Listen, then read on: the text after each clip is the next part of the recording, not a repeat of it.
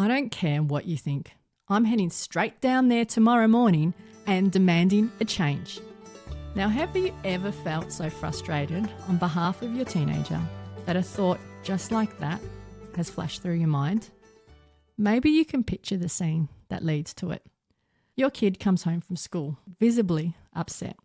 They slump onto the couch and tell you about a grade that they thought was completely unfair, or a comment a teacher made that felt dismissive and left them feeling small. And in that instant, your own fierce protective instinct flares up. And that's when the thought arrives, that powerful urge to go in, all guns blazing, to fix it. So, I'll ask again, have you ever had that thought cross through your mind? Or perhaps, have you been that parent? I'm Narelle, and this is Talking Teens. We're getting into that very real, very charged territory of parental confrontation within schools. We're going to look at a few different ways this can play out, and from the things we say at home to the things we do at school, sometimes without our teenager even knowing. And the core message is this: when parents choose aggressive confrontation over constructive conversation, they're not just creating stress for the teacher. They're often breaking trust with their own teenager, leaving them feel embarrassed or caught in the middle, and ultimately undermining the very educational partnership that's meant to support them. Let's start with that first scenario. Let's call it the modeled confrontation. When a parent says, "I'm demanding a change," in front of their kid, it teaches some powerful lessons. It models that intimidation is how you solve problems. It creates a black and white worldview when there's only one correct point of view, and it's mine. It sends a clear message that you don't value the teacher's expertise, and it builds what I call the Great Wall of Divide, an us versus them mindset that makes it so much harder for your teenager to learn from and respect their teachers. It also robs them of the chance to learn how to solve their own problems constructively. Then there's the public confrontation. This is where a parent's frustration doesn't just stay at home. Picture a typical parent-teacher interview. It's noisy, it's busy. Everyone feels the pressure of only having a few minutes to talk. A teacher is at their desk and a parent approaches, and the teacher can tell straight away that this isn't going to be a normal chat. They're visibly angry. They forget the pleasantries.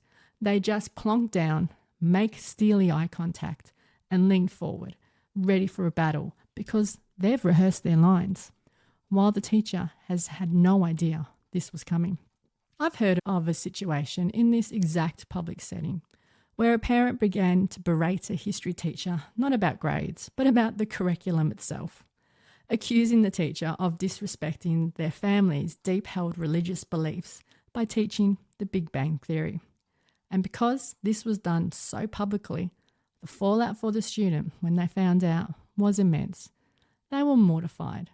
They were suddenly terrified of what every other teacher and student now thought of them and their family.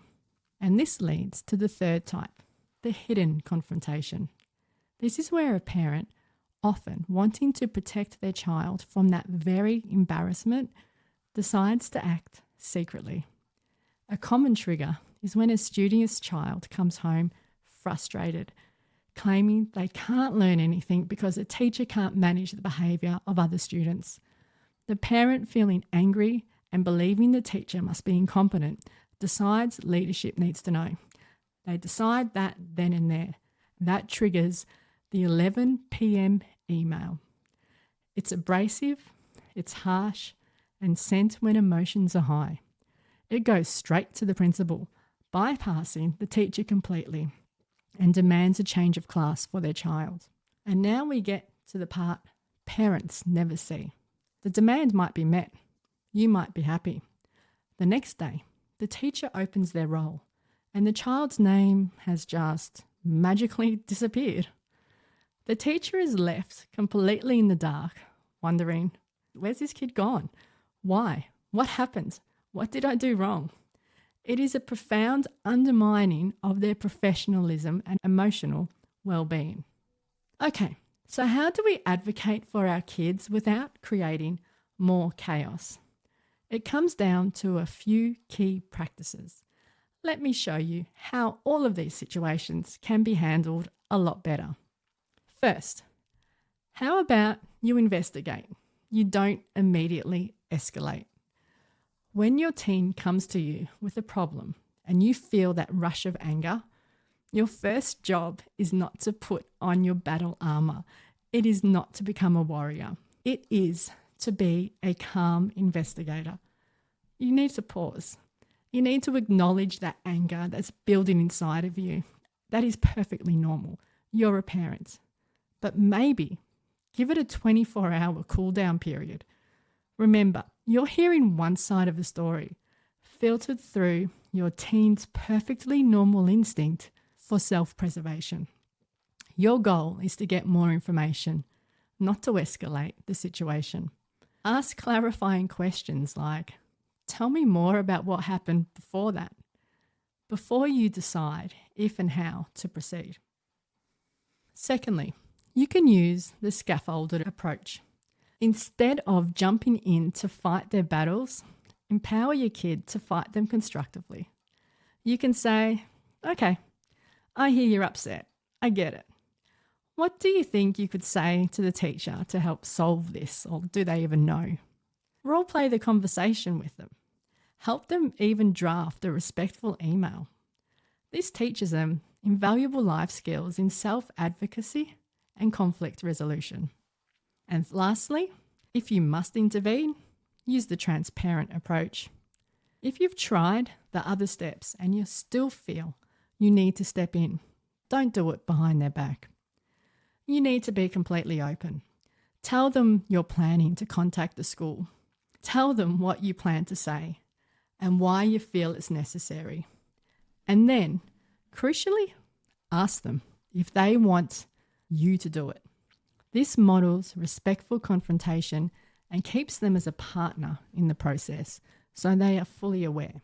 So when we as parents make these conscious shifts, we're doing more than just solving a single problem. Sir Ken Robinson often spoke about the vital importance of a school's culture or a school's climate. He understood that education thrives on respectful human relationships. By choosing constructive conversation over a full-blown confrontation, we're helping to build that healthier school climate where all students and their teachers can flourish. So the final thought to leave you with today, I want you to remember the human part. You're human. Your child is human. Your teachers are human. We all have our own thoughts and feelings, and approaching each other with that in mind can change everything. Next time on Talking Teens, we'll wrap up our current little mini-series by looking at those times when a parent's own anxieties might get in the way of their teen's growth, as we explore the topic of parental blocks on activities. Until then, remember that focus, connection over correction. I'm Narelle, and this is Talking Teens.